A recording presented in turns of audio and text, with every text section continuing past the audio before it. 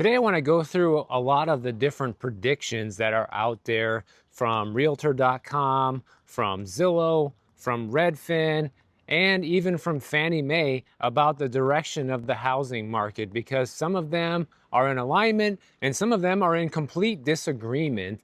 And I'd like to give some of my opinions on all of this as well. Now, obviously, nobody knows exactly what's going to happen. And a lot of times whenever these predictions come out, from Fannie Mae or from Redfin or whoever, they end up revising their predictions as new data comes in to try to more accurately predict what's going to happen. Well, right now, Realtor.com is predicting that home sales are going to fall to a new 30-year low this year in 2025. The revised forecast predicts that 30-year mortgage rates are going to remain higher than originally projected and are going to average about 6.7% throughout 2025 and maybe ending the year around 6.4%. Now, I don't like to predict mortgage rates at all because that's something that I think is completely unpredictable. But one thing I can tell you is a lot of these agencies have been saying that interest rates are going to go down by the end of this year. They said it was going to go down by the end of 2023. They're supposed to be at 5.5%, and we're sitting at 6.7 right now in the middle of 2025. So that just goes to show you how accurate these interest rate predictions are. But the thing that you really want to pay attention to is this interest rate prediction is actually up from their original forecast at the beginning of the year. They originally says that interest rates were going to be at 6.3% throughout 2025 and end the year at 6.4%. So as you can see, they revised these predictions as the new data comes in, and it's actually worse. It's worse than what they thought it was going to be at the beginning of the year. Kind of just like when they come out with all the jobs numbers and then they do the revisions and then they find out that, wait a minute, we gained 0 jobs when we thought we gained 1 million. The sales volume of existing homes was previously projected to grow slightly this year, but now it's expected to fall 1.5% annually to just 4 million transactions. So it is on track to be actually worse than it was in 2024, okay? Last year, I even called this. I said in 2024, they were saying this is going to be the worst housing market ever. And then I said, just wait and see. Next year is going to be the next worst housing market ever. And lo and behold, now that we're halfway through the year, all these other real estate companies are catching up with what I said a year ago. And it was obvious, the writing was on the wall. There was nothing to indicate or any reason why there should be some miraculous recovery in the amount of homes sold. Affordability is still at all-time lows and the prices are still at all-time highs. But the reason that Realtor.com likely thought that home sales would be higher than they actually are this year is because they thought interest rates were going to go down and somehow that was going to cause people to come back into the market. When in fact, interest rates have gone nowhere but up since the beginning of the year. So 2025 is going to mark the slowest year of home sales since 1995, when they registered only 3.8 million home sales. So we had 3 bad years in a row on record here, according to the National Association of Realtors, where home sales have been at 30-year lows. 2023, 2024, and now 2025 is going to be the worst one yet. 3 of the worst years in a row, guys. Going back to 1995, when the population was only about 2/3 of what it is today. That just goes to show you where the demand to buy a home is right now. It is basically non-existent. And I know a lot of you keep asking me to say where I am in the video. So today I'm walking in Mill Valley between some of these cross streets here. I couldn't tell you exactly where, but somewhere close to the Good Earth market. So even with just as many homes on the market as we had before the pandemic, we're still seeing buyer demand non-existent. And that's because of prices. They always try to blame it on interest rates. They try to blame it on the economy. They try to blame it on the job market, which does have an influence, because if wages were keeping up with inflation, then home sales would likely be a lot stronger. But the real problem is home prices. I mean, even in markets in the South, like in Georgia, in Florida, Texas, North Carolina, We're seeing inventory surge back onto the housing market, but the demand still isn't there, even after home prices have been falling year over year, because that's a signal that home prices still need to fall by a lot more before most people are going to be interested in going back out there. And it's not even really a question of interest in many cases. It's a question of, I can't afford this. I cannot literally qualify to get this loan. So therefore, I might be super interested, but it doesn't matter because I cannot afford to buy. Which brings me to my next interesting prediction from Realtor.com. They think that home prices, despite all of this, will continue to grow by 2.5% through 2025, but they were originally projecting growth to be at 3.7% at the beginning of the year. So obviously that has got knocked down a couple notches. And like we talked about the other day, it doesn't really matter what the national median home price is, because we have proof in the data that the main reason that the median home price is going up on a national level is because the increased sales volume in the million plus side of the market. If it wasn't for that happening, we wouldn't be seeing these big increases in home prices still. And that goes back to my theory all along, which is that only people who are very wealthy and are very well off financially are the ones who are buying homes right now. And that's pretty much it. Take a look at this chart here showing mortgage rates staying higher for longer. And it says at the bottom, this chart shows how mortgage rates have remained higher in 2025 than Realtor.com economists initially forecast in December of 2024 due to inflation and debt concerns. Because after all, the interest rates on mortgages tracks the 10-year treasury, and until inflation gets squashed, which looks like it's not going to happen, those rates are going to remain elevated or may even go up if the Fed opts to lower interest rates. But this is actually all very good news for would-be homebuyers, for people who've been waiting on the sidelines. Home inventory has surpassed 1 million listings nationally for the first time since 2019, and it's been past 1 million listings since May of 2025 now. So for at least 2, possibly even 3 months in a row, the July date is not in yet, we've seen listings at pre-pandemic levels finally on the US housing market. And all the economists, all the experts were saying, well, look, inventory is coming online. This means that buyers are going to be rushing out there. And everybody said this was going to be the hottest spring and summer selling season for the US housing market since 2021. And boy, oh boy, were they wrong. And Realtor.com has gotten specifically bearish on new construction. They're now projecting that single-family housing starts will actually fall 3.7% below the rate that we had last year. And at the beginning of the year, they were predicting there was going to be a 13.8% gain. So we're talking almost an 18% discrepancy on what they actually thought was going to happen versus what it looks like actually is happening. And they're also projecting that homeownership rates will drop slightly, down from 65.6% last year down to 65.2%, as less and less people are interested in owning a home at these prices and interest rates, and the existing homeowners who bought and now have buyer's remorse are looking to get out. Now let's take a look at Fannie Mae.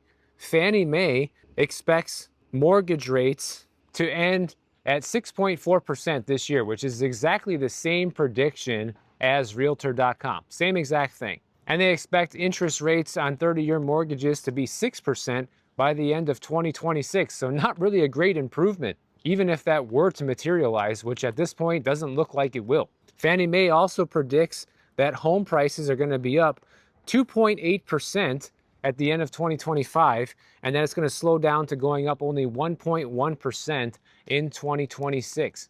So even Fannie Mae, probably one of the most bullish housing market predictions out there right now, is saying that we're likely to see home price growth stall to a halt by the end of next year, even under the most ideal conditions, according to these guys. One thing I think they are way off on is the total home sales are forecast to end the year at 4.85 million by the end of 2025 and 5.35 million at the end of 2026. That number is just a joke, guys. I think Realtor.com probably nailed it at below 4 million or right at 4 million. And that's going all the way back to the low point of 3.8 million back in 1995. That is more likely to be the far more accurate prediction from Realtor.com than what Fannie Mae is saying here. This sounds just insane to me. Zillow is actually the only one of the bunch that's actually predicting home prices to go down by the end of 2025, which is funny because they're actually predicting that they think home sales are going to end the year slightly higher than they were in 2024. But so far, the data is not pointing to that happening.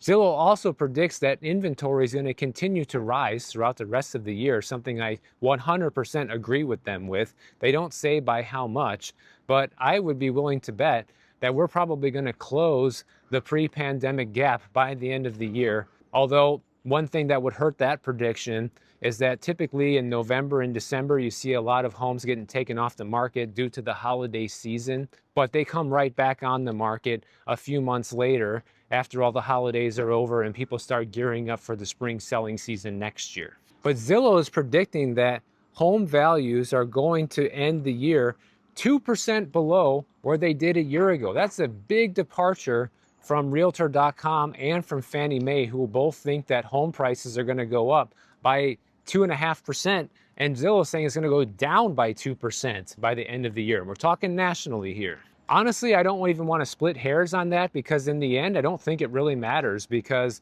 that high level number of median home price doesn't really mean much for us anyways, especially when it's so highly influenced by people on the higher end of the wealth spectrum buying homes. Zillow's prediction about existing home sales is that it's going to reach 4.16 million by the end of 2025. And if it does, it'd only be a 2.5% improvement over 2024. But I think they're probably going to be wrong about that one. And they're the only ones here that actually mention rent prices so far, saying that they also believe that rents for single family rentals and multifamily are going to continue to go down for the rest of 2025. And that's because there's been so much extra inventory coming up on the for sale market and the rental market, which helps push prices down for rent. Now, what about Redfin? Redfin is actually on the same page as Zillow when it comes to median home price growth. They're also predicting home prices to end negative year over year. They're saying we're going to end with home prices being 1% lower than last year by the end of the year versus Zillow's 2% lower. Redfin also predicts that mortgage rates are going to remain elevated near the 7% mark, kind of close to where they're at right now throughout the end of the year. And the reason why Redfin thinks that home prices are going to go down throughout the rest of the year is simple, because we have more sellers than buyers right now for the first time in a long time. And as of April, existing home sales already fell 1.1% year over year. Also, inventory is up 17% year over year, and it's at its highest level in 5 years. So it's just a numbers game. Redfin is now even going as far to say that we are in a buyer's market. They're saying because you have so many sellers slashing prices right now, inventory going up, that many home buyers are able to successfully negotiate prices downwards, especially for fixer-upper homes that are not located in desirable neighborhoods. And you know what's funny is Redfin, Realtor.com, Zillow, Fannie Mae, all these guys were kind of against what me and other people who talk about real estate on YouTube have been saying. They think that things are just going to continue going up forever. And now you have two major agencies, Zillow and Redfin, saying they believe home prices are going to go down. Well, that's something interesting. You don't see that every day. Free art gallery. And Redfin also says that the longer the market is slow, then the more sellers will come to terms with the fact that they can't sell their homes for what they could have at the height of the market. And I think a lot of sellers are having that realization right now as the delistings have been surging. You know, first they're kind of taking stance that, well, I'll just wait.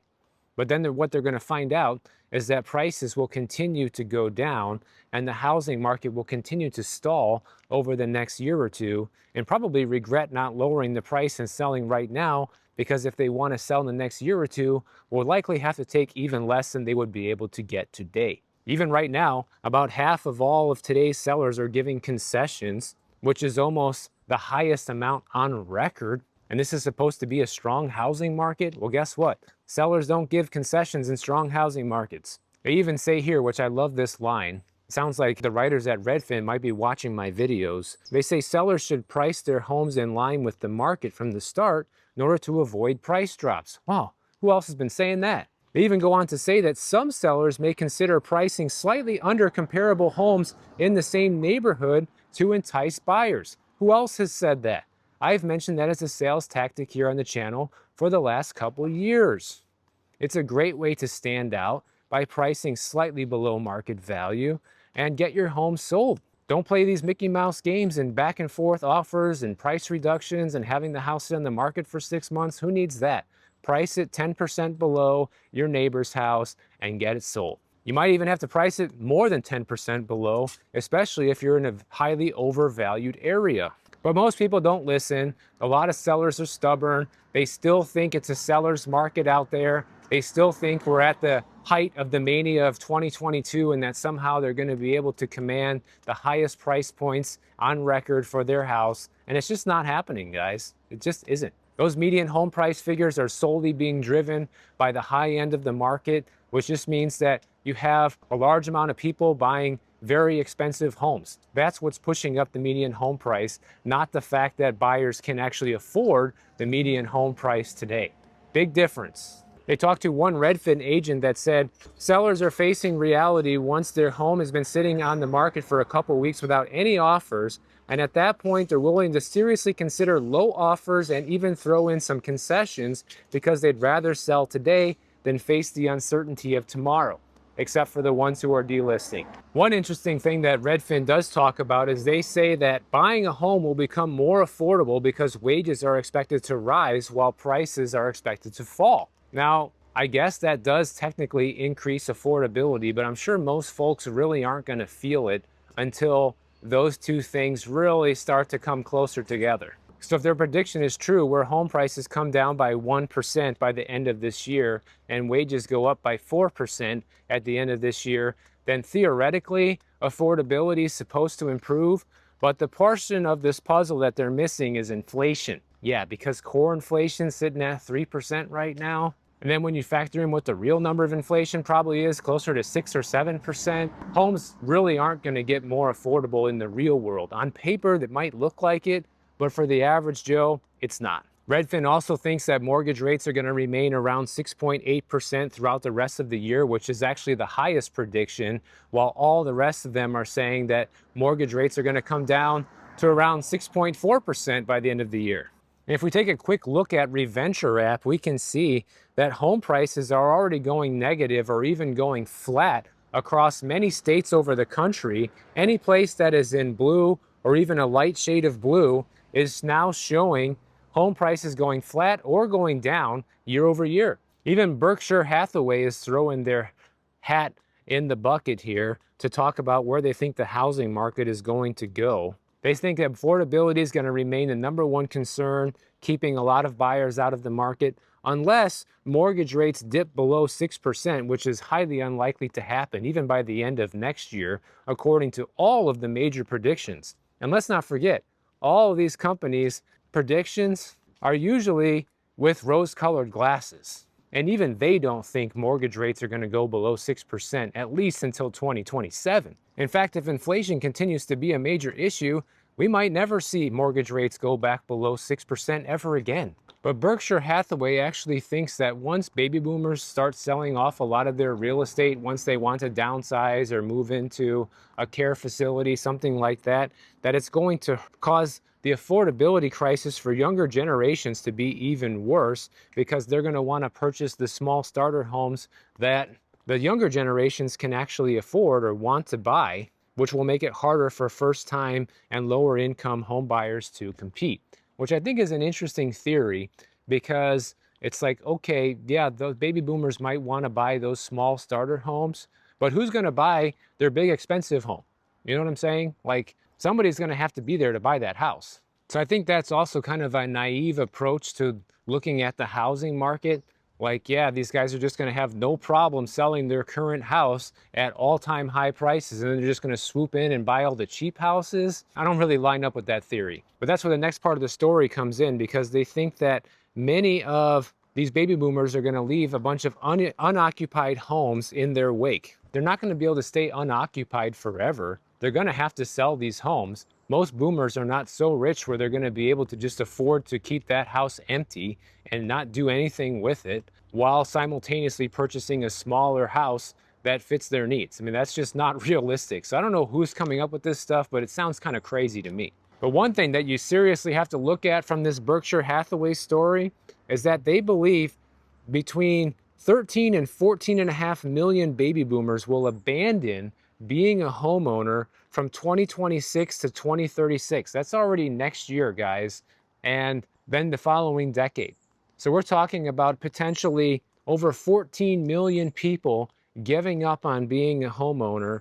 And who is going to buy all those homes? Look at it. We have 1 million homes for sale right now in the US housing market. People aren't buying them. Who's going to buy them when we have 5 million for sale, 6 million for sale at any given time, and people don't want to give up on their pricing strategy? Can you see where this is going? I mean, it doesn't really take a genius to see the writing on the wall of where the future of this housing market is headed right now. In fact, a lot of the experts are already saying that if this happens, if this prediction comes true from Berkshire Hathaway, it's going to lead to home price collapse. Not just home price declines, they use the word home price collapse, which could mean something on the level that we saw during the last housing crisis where home prices fell over 50% in some markets. That's the order of magnitude we could be looking at over the next 10 years. And that's not me saying this, guys. This is big, respected companies, Berkshire Hathaway, okay? I'm firmly in the camp with them as well, that I think that with so many homes coming to the market within the next 10 years and affordability already being at all-time lows, and a lot of these people are going to have major expectations that they're going to be able to just charge the moon for their house. I think they're going to be in for a rude awakening, and they're not going to be able to sell for anywhere near what they think they can. Let me know what you think in the comments, and if you enjoyed this video, make sure you subscribe to the channel. And if you don't want to wait for my next video to come out, check out this one on the screen right over here, and I'll see you in the next one.